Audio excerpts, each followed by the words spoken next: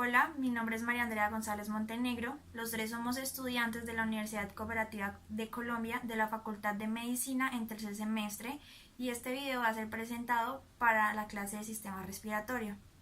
Yo soy Cristian Herrera. Vamos a hablar un poco acerca de la difusión de gases y qué sucede fisiológicamente en este proceso. Yo soy Mabel Natalia Pérez. También hablaremos acerca de la membrana alveolocapilar. La difusión de los gases respiratorios es un proceso pasivo, es decir, que no consume energía y se produce por el movimiento aleatorio de sus moléculas que atraviesan la membrana alveolocapilar de forma proporcional a sus presiones parciales a cada lado de la misma. Para mantener este gradiente de presión es necesaria la renovación continua del gas alveolar, es decir, la ventilación, y de la sangre que riega el alvéolo, es decir, la perfusión. La difusión es la principal función del aparato respiratorio y es el intercambio de oxígeno y dióxido de carbono. El oxígeno inhalado penetra en los pulmones y alcanza los alvéolos. La difusión es el proceso mediante el cual se produce la transferencia de los gases respiratorios entre lo que es el alvéolo y la sangre a través de la membrana alveolocapilar. La estructura del pulmón le confiere la máxima eficacia, gran superficie de intercambio y espesor mínimo de la superficie de intercambio. En 0.75 segundos el hematíe atraviesa el capilar en contacto con el alvéolo y en solo 0.25 segundos, un tercio del recorrido, la PO2 y PCO2 del capilar se igualan con la del alvéolo. Por tanto, el pulmón cuenta con una gran reserva de la difusión. Más que por las características de la membrana alveolocapilar, la transferencia del gas entre el alvéolo y la sangre está condicionada por el FiO2 del aire inspirado o contenido del O2 en la sangre venosa mixta o tiempo de tránsito del hematíe en lo que es el capilar pulmonar. Para lograr encontrar los 104 mililitros de mercurio de la presión de oxígeno dentro del alvéolo, quisiera explicar qué es lo que sucede fisiológicamente en cada paso. Para eso encontramos la siguiente fórmula que nos dice que la presión parcial de oxígeno es igual a la fracción inhalatoria de oxígeno multiplicado por la presión atmosférica menos la presión de vapor de agua, menos finalmente la presión arterial de CO2. Aquí hay dos ejemplos muy diferentes en cuanto a la presión atmosférica, uno a nivel del mar y uno en la ciudad de Bogotá. Entonces desarrollemos la fórmula. Dice que la presión de oxígeno es igual a la fracción inhalatoria de oxígeno que en el ambiente se encuentra a 21% aproximadamente en la concentración de oxígeno, multiplicada por la presión atmosférica a nivel del mar, que serían 760 milímetros de mercurio, menos la presión de vapor de agua, que se estandariza en 47 milímetros de mercurio.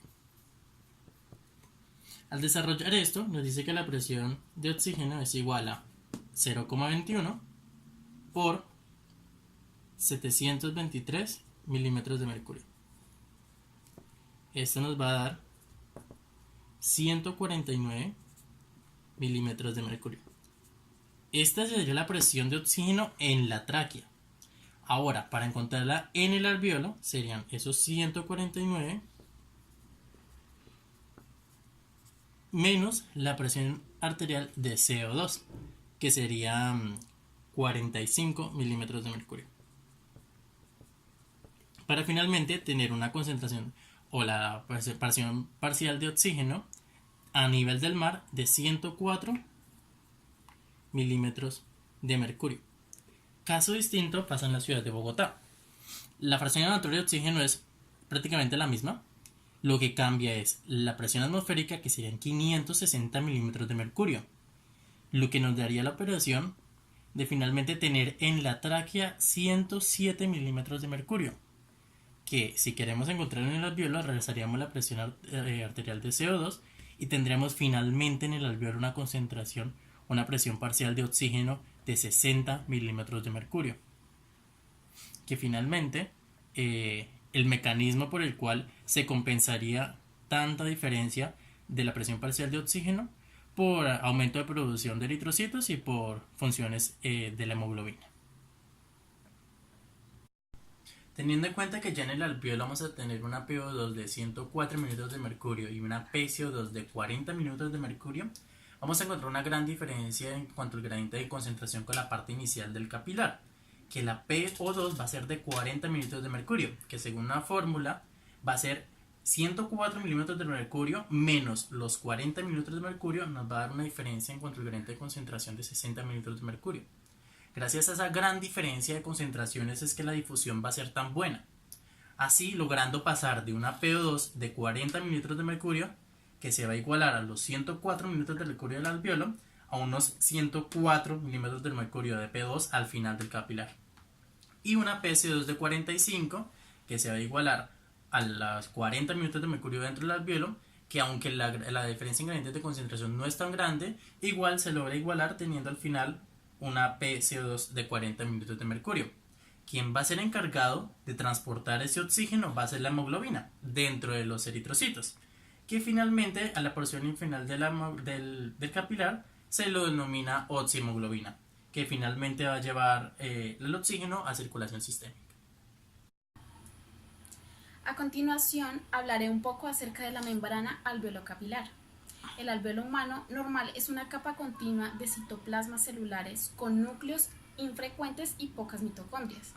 No tiene poros en el epitelio ni en el endotelio, sino que existen dos membranas basales y entre estas un espacio intermembranoso que contiene elastina, colágeno y microfibrillas.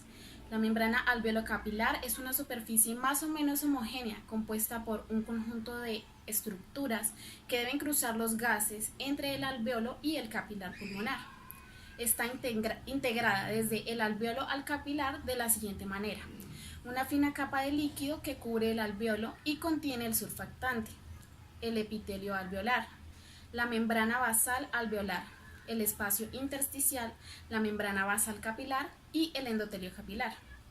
A pesar de sus 6 capas, tiene un espesor muy delgado, de solo 0,5 micras, y si se tiene en cuenta los aproximadamente 300 millones de alvéolos que poseen los dos pulmones, su superficie es muy amplia, siendo de más de 70 metros cuadrados.